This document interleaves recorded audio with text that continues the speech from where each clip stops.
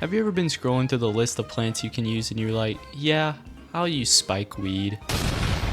Maybe even spike rock. I'll throw cactus in there. Now when I tell you that this challenge is the only spikes challenge and you look at these three plants, what do you think this challenge is about? Maybe you think it's because they have spikes. I mean, that's the first thing that would come to my mind, but I don't know. The real reason this challenge is called the Only Spikes Challenge is because there's really nothing else to call it. I couldn't call it the Only Weeds Challenge because the cactus doesn't fit into that category, and I couldn't call it Only Plants That Attack Zombies From Below with Spikes either. So I decided on Only Spikes, because if you didn't know, the cactus, when a zombie gets close to it, it goes underground and pricks at zombies from below, basically just like a spike weed. So all these plants have that in common, except one is really butt, one does ice damage and slows them, another one does a lot of damage but doesn't slow them, and then the cactus, we really can't do this challenge without him, because he takes out all the air units. Before all the people who might complain about a long intro come in, let's go over the rules for this challenge really quickly.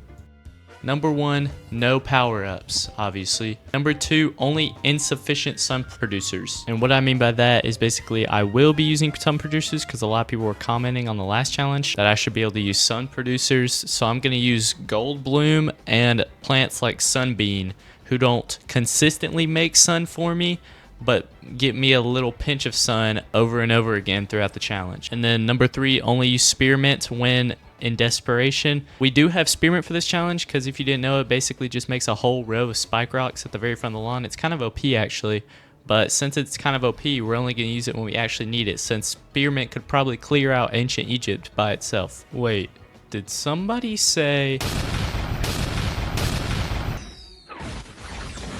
Day 1, I was just trying to get my bearing because I was trying to see which plants did the most damage and stuff like that, because I haven't used any of these plants in a long time, and we ended up already losing 2 lawnmowers to it. But basically, this is what I learned. It takes 2 spike weeds to take out a normal zombie, so we won't be using him as much, but we will need to use him if we're getting overwhelmed and we don't have a lot of sun. The iceweed is by far the best plant here, and the iceweed and the spike rock are basically one and the same damage wise. But I think the iceweed is a little bit better just because it still slows them after the zombie passes it a little, and it's 100 less sun. Day 3, I took away the cabbage pulp because I don't need his pity damage, and I kept the sunflowers since, you know, just a little help would be nice. And I would usually start levels with the spike rocks or the ice weeds, but since there's tombstones in this world, we kind of need the cactuses to get rid of those. And it's actually kind of crazy how an ice weed can take out a full row of those camel zombies in this world just by itself. The slowing effect is actually insane.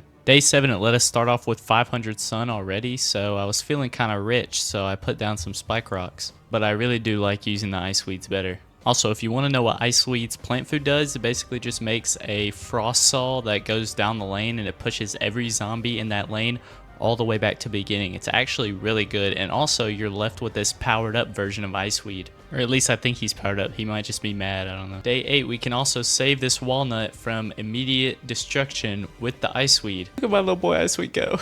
It's so beautiful. Day 10, I set up a challenge to see if the zombies could make it through 3 stages of spikes. The first stage is thumbtacks covered in liquid nitrogen. Next is just stepping on Legos, pretty simple. And then lastly, like a bed of nails, but if there was no bed and it was just 3 long rusted nails with like an inch in between them. Yes, they have AIDS on them. Day 12, we get introduced to the zombie and the tombstone, which this dude is really hard to take out with the plants I have. Like, genuinely, I spent all of my sun and my whole arsenal on trying to kill this dude, and bro still ate all of them and got out of there alive. Like, I'm genuinely asking, is this dude... The problem isn't even I can't really take him out, because I eventually can with a solid strat, but I didn't know this before. When you break him, he gets like really enraged like the newspaper zombie and like straight runs at you. And this dude can completely bypass the ice weeds slow with his speed and run past the cactus. And since the cactus is basically like a spike weed, it doesn't do very much damage that it needs to do. So this dude is just really annoying every time you see him, and like the first or second time he's on the map, you usually lose a lawnmower. Day 13, we couldn't plant on Dave's mole colonies, but that's okay since there wasn't any coffin zombies, and they give us tons of plant food to work with. Bro, can it give me one day of joy and happiness? Bro's a zombie of agony and suffering.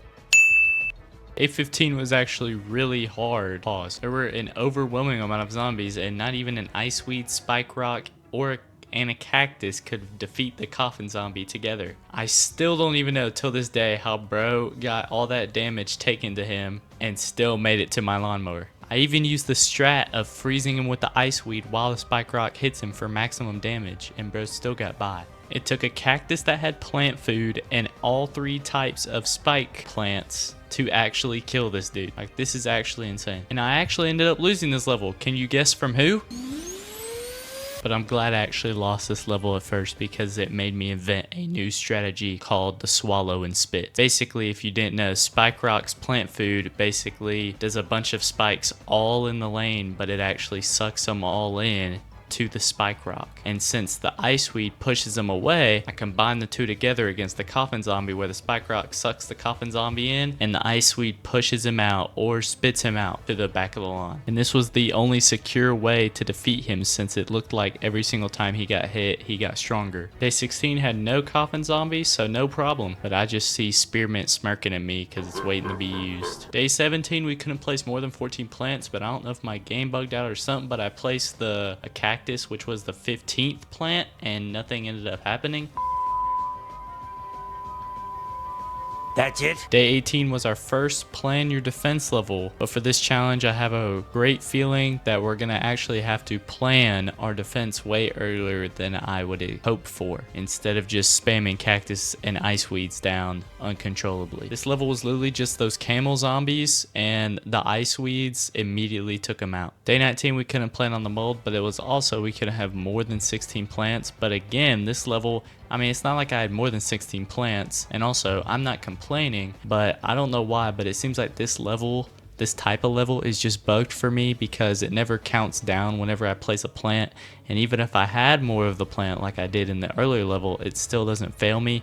So I don't know, I think this type of level is just bugged, but thankfully this is not one of the really hard types of levels. Day 20 we had to protect these 4 sunflowers, and every single wave of zombies I had to just spam down weeds everywhere because it was so hard to protect all these sunflowers from all the bucket heads and zombies coming through. But this is why I like using the insufficient sun producers like the Sunbloom and the Sunbeam, is because they give you just enough sun to do with what they give you, but it doesn't make it too easy where you can just spam everything. Day 21, the coffin zombies make their return, and this level is way harder than the normal levels with coffin zombies because they already give us 3 plants that we can't use. So we only have 4 seed slots left, so we are forced to take out the Sunbeam and our weakest spike, which is the spike weed, and just roll with what we have. And of course, the first coffin zombie that came out, I immediately lost the lawnmower.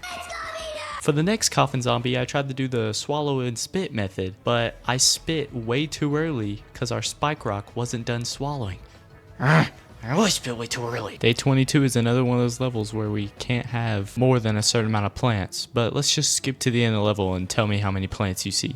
I don't know. Day 23 was our first encounter with a Gargantuar, and it was actually pretty easy. I did a complete swallow and spit method, and it actually helped us a lot. The good thing about the spike rock here is it takes multiple hits for a Gargantuar to kill a spike rock, so eventually we did end up killing him. Day 24 was absolutely there were coffin zombies all over the place, and I literally lost every lawnmower except for one just because of them. But luckily there was only one flag, and they only threw one wave of them at us, because dude, I did not have the sun to deal with this bull. And that will be the end of Ancient Egypt for the Only Spikes challenge, and I'm gonna give Ancient Egypt for this challenge a 5 out of 10. The only reason it was hard was because of the coffin zombies, but there was a lot of times where I lost because of them, and just a crazy amount of stress each level. But yeah, I hope you guys enjoyed watching this challenge, and will stick around for future parts of this challenge. Comment on anything that I can make it better or more entertaining, any ideas. But yeah, I'll see you in part 2.